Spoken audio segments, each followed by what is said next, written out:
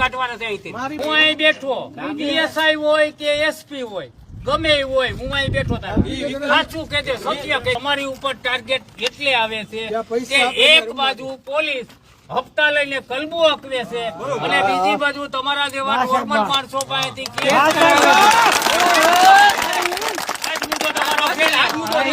યોગ્ય અને તટસ્થ તપાસ થાય અને કાલથી દારૂ કે જુગાર ક્યાંય પણ હાલતો હોય છે એવું પોલીસને જાહેર માંગણી ચેતવણી કરું છું કે બંધ કરે, નકર હું જનતા રેડ પર. નમસ્કાર મિત્રો, માણાવદરમાં તીખારા ધારાસભ્ય અરવિંદ લાડાણી ફરી એક્ટિવ. સવાલ એ છે કે અચાનક ધારાસભ્યએ કેમ જાગવું પડ્યું? સવાલ એ છે કે શું પાણી માથેથી વહી રહ્યું હતું? સવાલ એ છે કે જવાહર ચાવડા ફરી ભયંકર એક્ટિવ છે. સવાલ એ છે કે કરશનદાસ બાપુ ભાદરકા ફરી મોટું ફેક્ટર બની શકે છે. સવાલ એ છે કે ભારતીય જનતા પાર્ટીએ શું અરવિંદભાઈ લાડાણીને કોઈ મોટો સંદેશ આપી દીધો છે? આ તમામ બાબતે વાત કરીશું આજના વિડીયોમાં. માણાવદર વિધાનસભા, ત્યાંનો ભૂતકાળ અને આજની સ્થિતિ. ભારતીય જનતા પાર્ટી આ બેઠકને હળવામાં નથી લેતી. આ બેઠકમાંથી જવાહર ચાવડા કોંગ્રેસમાંથી જીતતા હતા. આ બેઠકથી સતત ધારાસભ્ય રહ્યા. આ જવાહર ચાવડાને ભાજપ વંડી ટપાવે છે, પોતાના પક્ષમાં લઈ લે છે, મંત્રી બનાવે છે. 2019માં પેટા ચૂંટણી જીતે છે, ભાજપમાં આવે છે.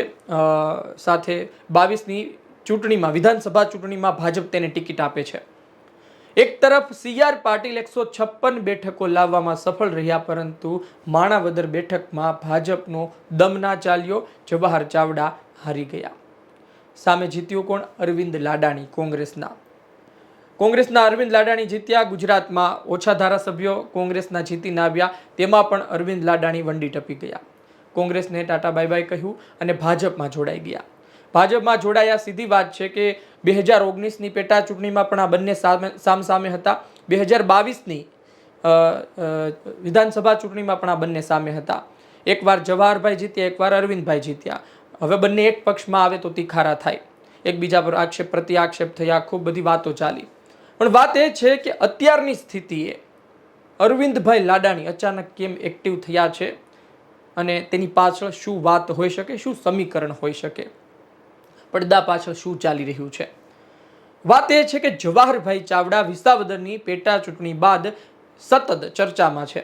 વિસાવદરની પેટા ચૂંટણીમાં ગોપાલ ઇટાલિયાને ખૂબ મદદ કરી. ગોપાલ ઇટાલિયા જવાહર ચાવડા જિંદાબાદના નારા લગાવે છે, એ તેનું પ્રમાણ છે.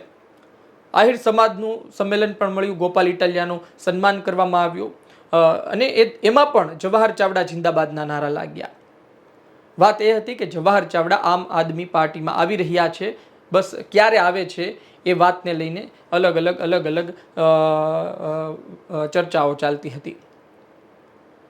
આ બધાની વાતો વચ્ચે, આ બધી ચર્ચાઓ વચ્ચે માણાવદર વિધાનસભામાં આમ આદમી પાર્ટીનો જે ચહેરો હતો કે જે 2022માં લડ્યો હતો, હારી ગયો હતો, 22,000થી પણ વધુ મત લઈને આવ્યો હતો, એ ચહેરો કરશનદાસ બાપુ ભાદરકા રાજીનામું ધરી દે છે. અંદરની વાત શું છે? અંદરની વાત એ છે કે આમ આદમી પાર્ટી સાથે જવાહર ચાવડાના સંબંધ ખૂબ વધી રહ્યા છે. ખબર છે કે માણાવદરમાં પત્તું કપાઈ રહ્યું છે, અથવા તો આમ આદમી પાર્ટીએ કહી દીધું કે તમે હવે દૂર થઈ જાઓ, નવો ચહેરો અમને મળી ગયો છે. કરશનદાસ બાપુ ભાદરકા દૂર થયા. આમ તો મહત્વની વાત એ છે કે એમને એ બેઠકમાં ઇન્ચાર્જ બનાવવામાં આવ્યા હતા અને સામાન્ય રીતે જે લડવાના છે 27ની ચૂંટણી, એમને જ એ બેઠકોમાં ઇન્ચાર્જ આમ આદમી પાર્ટી અત્યારથી બનાવી દીધા છે. જેમ કે ઈસુદાનભાઈ ખંભાળિયાથી, રાજુ કરપડા ચોટીલાથી, હેમંતભાઈ પોતાની જામજોધપુર વિધાનસભાથી, એ રીતના તમે એમની યાદી જોઈ શકો. એટલે કે કરશનદાસ બાપુ ભાદરકાને પોતાનું પત્તું કપાતું ખબર પડી ગઈ, અથવા તો આમ આદમી પાર્ટીએ તેને ઈશારો કરી દીધો. હવે કરશનદાસ બાપુ ભાદરકાએ રાજીનામું આપ્યું, એને હજુ થોડો સમય થયો છે, ત્યાં અરવિંદભાઈ લાડાણી પોલીસ સામે પડ્યા. બાઢવા પોલીસ સ્ટેશન સામે મોરચો માંડ્યો. સ્થાનિકોએ જે ધરણા દીધા તેમાં સાથ આપ્યો અને પોલીસ પર આક્ષેપો પોતે પણ કરી દીધા. કહ્યું કે ભાઈ હપ્તા લે છે, ખોટી કલમો લગાડે છે, લોકોને હેરાન કરે છે. કોઈ પણ પોલીસવાળો હોય, હું બેઠો છું, હવે તો બદલી કરવાની છે અને હું જાતે રેડ કરવા જઈશ. સેલ્યુટ છે આવા ધારાસભ્યને. ભારતીય જનતા પાર્ટીમાં ખરા અર્થમાં આવા ધારાસભ્ય હોવા જોઈએ. 160થી વધુ જે ધારાસભ્ય થયા છે ભાજપમાં, તમામે આવું થવું જોઈએ કે ભાઈ પોલીસ સ્ટેશન હોય, મામલતદાર કચેરી હોય, અલગ અલગ કચેરીઓ હોય, જ્યાં તમને લાગે કે ખોટું થઈ રહ્યું છે, તમે ધારાસભ્ય છો, તમે જાઓ અને વિરોધ કરો, તમે બોલો. પણ વાત એ છે કે તમે એક વખત બોલો, તમે પછી ચૂપ થઈ જાઓ, તમે ભૂતકાળમાં એ મુદ્દાને લઈને બોલતા ના હોય ને ભૂતકાળમાં એ મુદ્દો ચાલતો જ હોય તો પછી સવાલ થાય. લોકોને સવાલ એ થાય કે અચાનક કેમ, આ પહેલા ક્યાં હતા તમે? આ તો જુગારધામ, આ દારૂ તો વર્ષોથી આ વેચાય છે, વર્ષોથી આ બધા ક્લબ ચાલે છે, તમે ક્યાં હતા? અને તમે તો 2022થી ધારાસભ્ય છો, કોંગ્રેસમાંથી પણ જીત્યા, ભાજપમાંથી પણ જીત્યા. શું તમારું ધ્યાન ગયું હતું? સવાલ આ છે. અને ત્યારે અરવિંદ લાડાણીની એક્ટિવિટી પર આપણને શંકા જાય અને થાય કે શું કોઈ મેસેજ આપવામાં આવ્યો છે? શું ભારતીય જનતા પાર્ટી દ્વારા અન્ય ધારાસભ્યની જેમ એમને પણ મેસેજ આપવામાં આવ્યો છે કે ભાઈ એક્ટિવ થઈ જજો, દોડવા લાગજો, પ્રજાના મુદ્દે કામ કરો, થોડું બતાવો, નહીંતર ફેંકાઈ જશો? કારણ કે 27ની ચૂંટણીમાં તેવું સમીકરણ થઈ શકે કે જવાહર ચાવડા આમ આદમી પાર્ટીમાંથી માણાવદર લડે. બની શકે ત્યાં સુધીમાં સમાધાન થાય તો કરશનદાસ બાપુ ભાદરકા પણ તેમને ના નડે. કારણ કે 22ની ચૂંટણીમાં જવાહર ચાવડા 2-3 હજાર મત જ તે અરવિંદભાઈથી પાછળ હતા અને 22,000થી વધુ મત, 23,000 ઉપર મત આ કરશનદાસ બાપુ ભાદરકા લઈ ગયા હતા. મત હતા ભારતીય જનતા પાર્ટીના વિરોધી મત. જો કરશનદાસ બાપુ ભાદરકાએ મહેનત ના કરી હોત, આપે ઉમેદવાર ના ઉતાર્યા હોત, તો પછી કદાચ જવાહર ચાવડા આજે પણ ધારાસભ્ય હોત, આજે પણ કદાચ મોટા હોદ્દા પર ભાજપમાં હોત. કદાચ સમાધાન થઈ જાય, કરશનદાસ બાપુ આ વખતે ન નડે, તો 27માં જવાહરભાઈ ચાવડા તરફ ગેમ જઈ શકે છે. કદાચ આ જ કારણસર અરવિંદભાઈ લાડાણી અત્યારે એક્ટિવ જોવા મળી રહ્યા છે. અરવિંદભાઈ લાડાણીની એક્ટિવિટી, અરવિંદભાઈ લાડાણી લોકો માટે કામ કરે, ખૂબ સારી વાત કહેવાય, પરંતુ ત્યાંનું રાજકારણ સમજવું ખૂબ જરૂરી હોય છે. કારણ કે તમને જે બતાય છે સમાચાર તે નથી હોતા. બતાય છે એની પાછળ પણ ઘણી વાતો હોય છે, ઘણા સમીકરણ હોય છે. તેમાંનું આ એક સમીકરણ હોઈ શકે છે.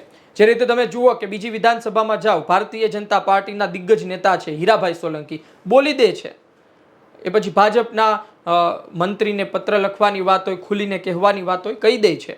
હાર્દિક પટેલ એ પણ સીએમ સુધી પત્ર લખી દે છે. એટલે જે ધારાસભ્યને ખબર છે અથવા તો જે ધારાસભ્યની વિધાનસભા આવનાર સમયમાં મુશ્કેલીમાં મુકાઈ શકે, તે અત્યારથી જાગીને લોકોના કામ કરી રહ્યા છે. અને ખરેખર કરવા જોઈએ. સરકારમાં હોય તો શું થયું? તમે બોલી શકો, તમારું અધિકારી ન માનતા હોય તો બોલો. પછી અધિકારી નથી માનતા આવું હું કહી દઈશ તો હું કેટલો ભોઠો પડીશ, આ વિચારવાની જરૂર નથી. લોકો માટે તમે બોલો. તમે સત્તા પક્ષમાં હશો છતાં પણ લોકો તમારી સાથે રહેશે. તમારો એવો રૂવાબ અને તેવર હશે તો. પછી ભારતીય જનતા પાર્ટીમાં રહી લોકોના કામ ન કરવા અને બોલવું નહીં, તો પછી લોકો તમારાથી દૂર જઈ શકે. એ પોપ્યુલારિટી હોય તમારી, એ ધીરે ધીરે ખતમ થઈ જાય. અરવિંદભાઈ લાડાણીને કદાચ એ યાદ આવ્યું છે. જોઈ આવનાર સમયમાં શું થાય છે. પરંતુ ખૂબ મોટી રજૂઆતો કરવામાં આવી, ખૂબ બધી વાતો કરવામાં આવી, પરંતુ જે મહત્વની વાત હતી એ અમે આપને સંભળાવી. અરવિંદભાઈ લાડાણી આવનાર સમયમાં શું કરે છે જોવું રહ્યું. ભાજપની સરકાર છે, અરવિંદભાઈ તેમના ધારાસભ્ય છે, ઉપર પણ ભાજપની સરકાર છે, દેશમાં વડાપ્રધાન ભાજપથી આવેલા છે, તો પછી અરવિંદભાઈ લાડાણીનું શું કામ ન માને? અને જો આવનાર સમયમાં હજુ પણ અરવિંદભાઈ લાડાણીનું ત્યાંના પોલીસ સ્ટેશનવાળા નથી માનતા, તો પછી ભાજપમાં પણ ભયંકર જૂથવાદ છે એ સાબિત થશે. કારણ કે આ અરવિંદભાઈ લાડાણી એક સમય મનસુખભાઈ માંડવિયા વિશે બોલે, એમને સમર્થન આપે, પણ એમના જ વિસ્તારના આજે ભાજપમાં રહેલા જવાહરભાઈને આ મનસુખભાઈ સાથે 36નો આંકડો છે. ભાજપમાં પણ કેટલાય જૂથ છે મોટા નેતાઓના. જોઈએ શું થાય છે. પોતાની વિધાનસભાથી કામ ન કઢાવી શકે તો એ ધારાસભ્ય શું કામનો? જોઈએ આવનાર સમયમાં પોલીસ સ્ટેશનમાં શું બદલાવ આવે છે. બાટવા પોલીસ સ્ટેશનમાં શું ફેરબદલ જોવા મળે છે. અરવિંદ લાડાણી તેમનું પાણી માપે છે કે પછી તેમનું પાણી, એટલે કે અરવિંદભાઈ લાડાણીનું પોતાનું પાણી મપાઈ જાય છે. જોવું રહ્યું. આપનું શું કહેવું છે કોમેન્ટ બોક્સમાં જરૂરથી જણાવજો. આ વિડીયો માહિતી પસંદ આવી હોય લાઈક કરજો, શેર કરજો. ધન્યવાદ.